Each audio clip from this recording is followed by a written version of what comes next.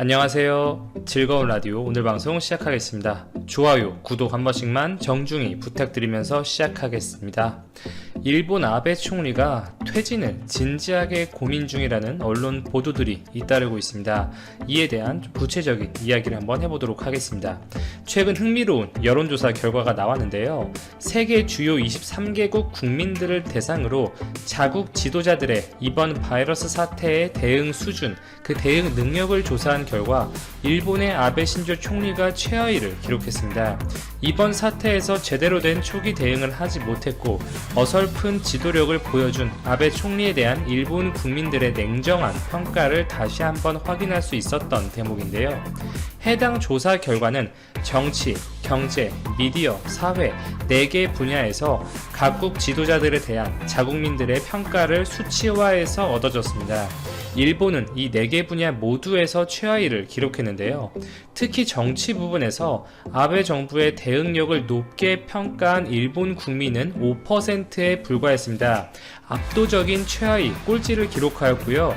홍콩 11%, 프랑스 14%가 뒤를 이었습니다. 한국 21%, 미국은 32%를 기록했는데요. 놀랍게도 중국과 베트남은 80% 이상으로 후한 평가를 받았습니다. 아무래도 체제적인 특수성이 작용한 결과로 보여지죠. 이 4개 분야를 합친 종합지수를 보더라도 일본은 16점으로 최하위를 기록했습니다. 해당 연구를 기획한 데이비드 CEO는 일본의 아베 정권에 대한 저평가는 최근 늘어났던 바이러스 감염자 숫자와 긴급사태 연장 선언 등으로 국민들이 현 정권에 대한 신뢰를 잃어가고 있는 것과 일치하는 결과라는 평을 했습니다. 특히 많은 국민들이 소극적인 PCR 검사, 5천억 이상을 투자했지만 실패로 평가받는 마스크 배급 정책, 투명하지 못한 정보 제공 등 이번 사태와 연관된 여러가지 부분에서 그 불신감이 커졌으며 많은 일본의 지방자치단체들이 최근 각자 도생에 나설 정도로 정부의 신뢰감과 영향력이 무너져가는 상황이라고 요약할 수가 있겠습니다. 일본 자국 내 상황을 보더라도 그 분위기는 비슷한데요. 산케이 신문, 후지뉴스 네트워크 등이 실시한 여론조사 결과에서도 부정적인 인식이 확인됩니다. 이들 기관은 친정부 언론들이죠. 일본 정부의 이번 대응을 긍정적으로 평가하지 않는다는 응답이 57%였고 긍정적으로 평가한다는 답변 36%보다 훨씬 더 많은 포인트를 기록했습니다. 특히 위에서 언급드렸던 막대한 비용을 투자해서 전국 모든 가정에 1000마스크 2장씩을 배포하는 사업을 밀어붙였지만 이 마스크에서 곤충이나 이물질, 머리카락 등이 나오면서 큰 논란이 되었었죠. 아예 안 주는 이만 못하다 이런 이야기들도 나왔습니다. 더군다나 마스크 크기 보면 놀랄 정도로 작습니다. 이 아베 총리가 직접 해당 마스크를 이렇게 끼고 나오잖아요. 그럴 때 보면 이 턱을 충분히 덮지 못할 만큼 그 크기가 매우 작은 것을 볼 수가 있습니다. 일본 정부는 1000 마스크의 규격이 세로 9.5cm, 가로 13.5cm로 제작되었으며 이는 입과 코를 가리기에 충분한 크기라고 해명을 했지만 실제 시판되고 있는 마스크의 통상적인 길이보다 1에서 3cm 정도 작기 때문에 사실상 아베가 야심차게 배포하고 있었던 마스크의 크기는 여성용, 아동용 사이즈에 불과했던 것이죠. 이것뿐이겠습니까? 마스크를 공급했던 기업들 중에 한 곳이 과거 방사능 유출 사고가 발생했던 후쿠시마현에 위치한 유스비오라는 것이 알려지면서 이 방사능 오염 논란까지 번진 바 있었습니다. 야심차게 사업을 추진했지만 국민들에게 외면을 받고 있고 결국 아베노믹스에 빗대어서 아베노 마스크라는 신조어마저 탄생하며 조롱당하고 있는 상황이죠. 이와 같은 아베노 마스크 사업에 대해서 응답자의 무려 75%는 부정적인 평가를 내렸고요. 또 하나 흥미로운 것은 최근 교도통신에서 시행한 여론조사 결과에서 현재 아베 정부를 지지한다고 응답한 유권자들 가운데 불과 7%만이 아베 총리에게 지도력이 있다 이런 응답을 했습니다.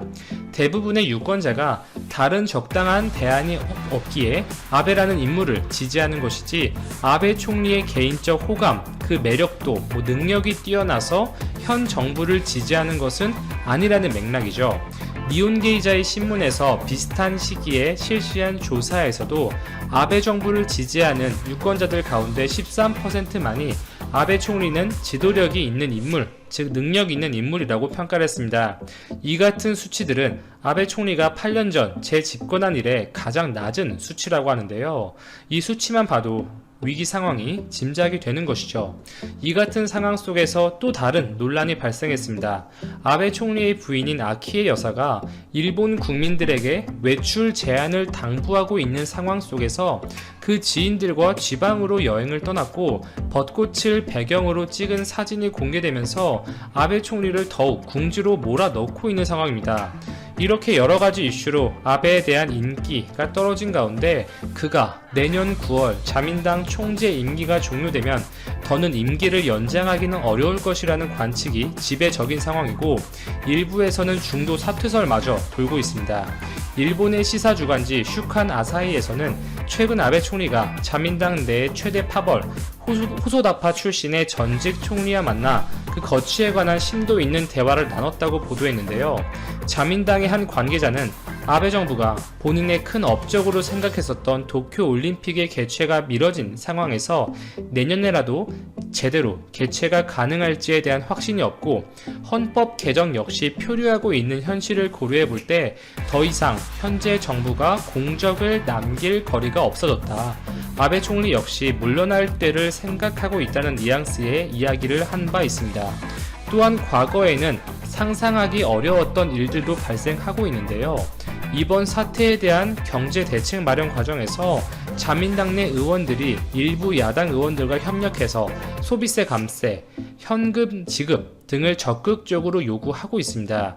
과거 아베 총리가 군림했던 시기, 즉 1강 체제였을 때는 절대 없었을 모습들마저 보여지고 있는 것이 현재 일본 정치죠. 또 다른 일본 언론 주간 아사히는 아베 총리가 요즘 저녁 모임도 일절 갖지 않는다. 관저 안에서 고립감이 심해지고 있다. 이렇게 보도를 하며 그에게 황혼의 시간이 점점 다가오는 것 아닌가 이렇게 전망을 했고 벌써부터 포스트 아베의 후임을 둘러싸고 치열한 다툼이 벌어지고 있다고 보도했습니다. 이와 같이 혼란한 일본과 대조적으로 한국 정부가 미국에 긴급 지원한 마스크 200만 장에 대해서 미 국무부가 공식적으로 감사의 뜻을 표현했습니다. 현지 시간 11일 트위터를 통해서 이번 바이러스와의 싸움 중에서 미 연방재난관리청에 흔쾌히 마스크 200만 장을 지원한 한국에게 고맙다.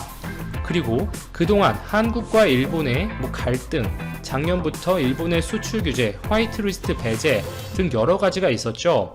그 조율 과정 중에서 은연중에 일본의 입장을 대변하고 한국을 조금 무시하는 듯 했던, 그러면서 많은 국민들에게 미움을 샀었던 인물 해리스 주한 미군 대사 역시 한국의 이번 지원을 공식적으로 언급하면서 해당 마스크를 지원한 청와대에 감사 인사를 표출했습니다. 안녕하세요. 매일경제에서 중소기업을 담당하는 이덕주 기자입니다. 지금까지 중리 야사는 공통적으로 제조업을 중요한 주제로 다루었습니다.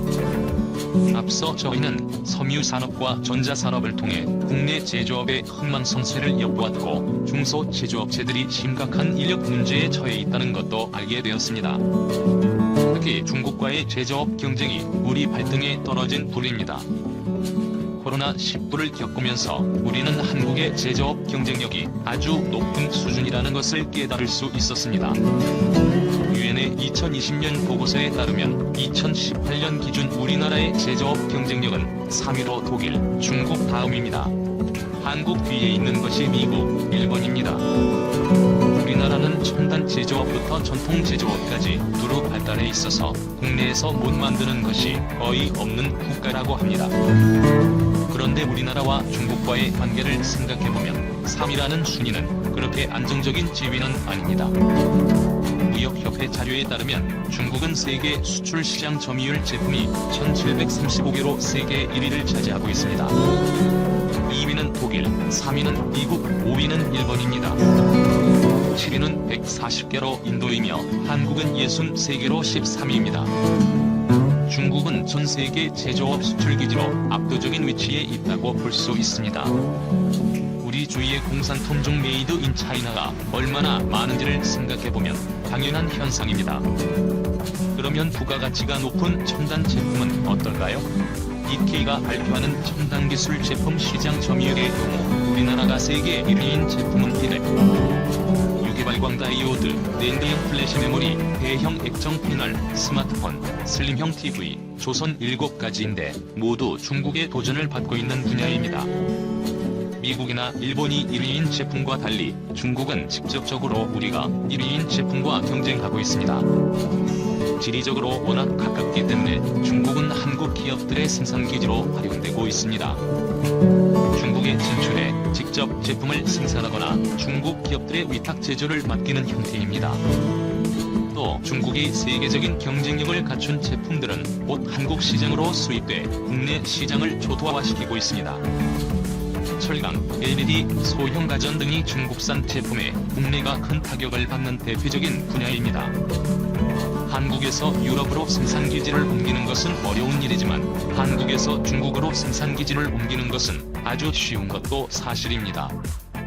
이처럼 중국의 바로 옆에 있다는 것은 한국 제조기업들에는 점차 기회에서 위기로 변해가고 있습니다.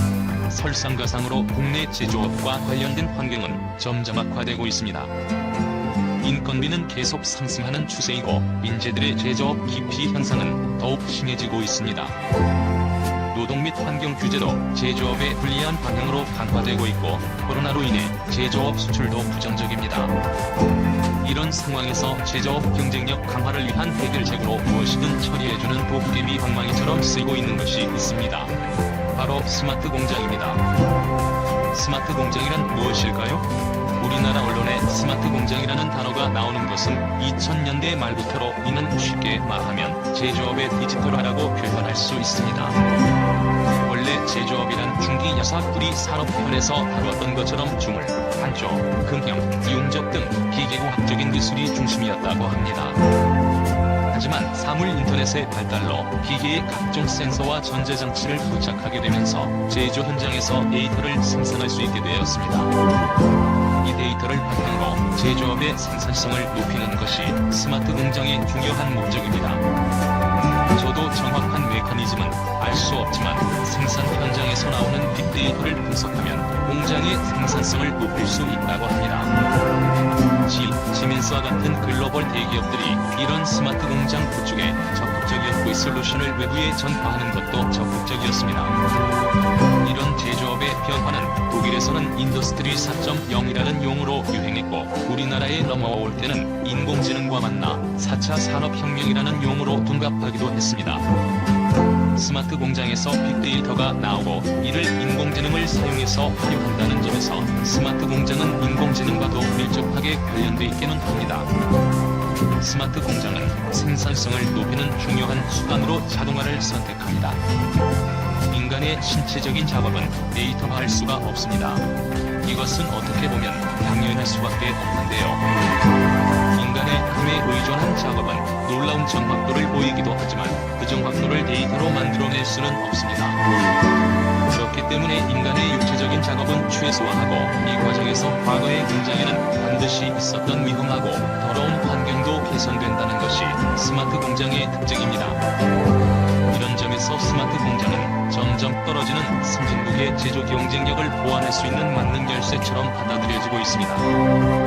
데이터를 통해서 제조업 생산성을 높일 뿐 아니라 필요 인력이 줄어들어 인건비가 낮아지고 작업 환경이 개선되면서 젊은이들이 제조 현장으로 유입될 수 있습니다. 많은 국가에서 스마트 공장을 리쇼어링의 중요한 수단으로 보고 있습니다. 리쇼어링은 생산 공장을 해외로 보내는 오프쇼어링과 대비되는 단어로 해외로 보낸 생산 공장을 다시 국내로 돌린다는 뜻입니다. 제조업 공장이 해외로 옮겨가면서 국내 일자리가 줄어들고 제조업 일자리가 많았던 지역 경제와 사회가 흑폐화되는 것은 모든 선진국이 공통적으로 겪는 문제였습니다. 리쇼어링은 이를 되돌린다는 차원에서 지역의 표가 필요한 정치인들에게 매력적인 개념일 수밖에 없습니다. 스마트 공장이라는 단어가 등장한 것은 2000년대 말이지만 사실 대기업들은 끊임없이 생산 라인의 디지털화를 진행했다고 합니다. 삼성, 현대차그룹, 포스코와 같은 대기업들은 각자 자체 IT 회사를 가지고 있습니다. 삼성의 경우에는 삼성 SDS, 현대차는 현대오토에버, 포스코는 포스코 ICT와 같은 계열 IT 회사를 통해 생산 라인의 디지털화를 진행해왔고 그룹사들의 스마트 공장을 구축하는 일은 이 회사들이 도맡아 해왔습니다. 그룹사의 ERP별 IT 회사